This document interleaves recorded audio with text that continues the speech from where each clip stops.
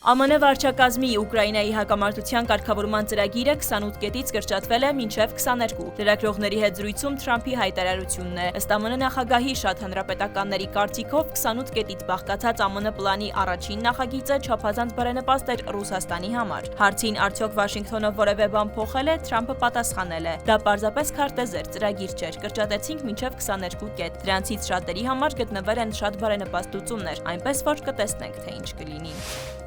Թրամփը նախատեսել է իր ներկայացուցիչներին գործուղել Մոսկվա եւ Կիև։ Ուիտքոֆը կմեկնի Մոսկվա հանդիպելու Պուտինի հետ համաձայնեցնելու Ուկրաինայի հարցով խաղաղության ծրագրի վերջնական տարբերակը։ Միևնույն ժամանակ ԱՄՆ բանակի նախարար Դրիսկոլը նույն թեմայով խորհրդակցություններ կանցկացնի ուկրաինական կողմի հետ Կիևում։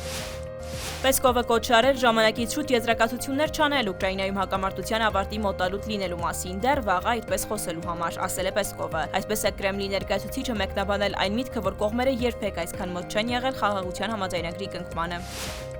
Հոնկոնգի հյուսիսային Թայպո շրջանում բնակելի համալիրի մի քանի բարձրահարկ շենքում բռնկված զանգվածային հրդեհի հետևանքով 4 մարդ զոհվել է, այս թվում 1 հրշեջ, առնվազն 5-ը վիրավորվել են, իսկ շատերը մնում են շրջափակված։ Բնակելի համալիրը բաղկացած է 9 շենքից, որոնք պարունակում են 1900 բնակարան։ Համալիրը այժմ վերանորոգման փուլում է, այնտեղ ապրում է մոտ 4000 մարդ։ Հրդեհի լրջության աստիճանը երկրորդ մակարդակից բարձրացվել է 5-րդի։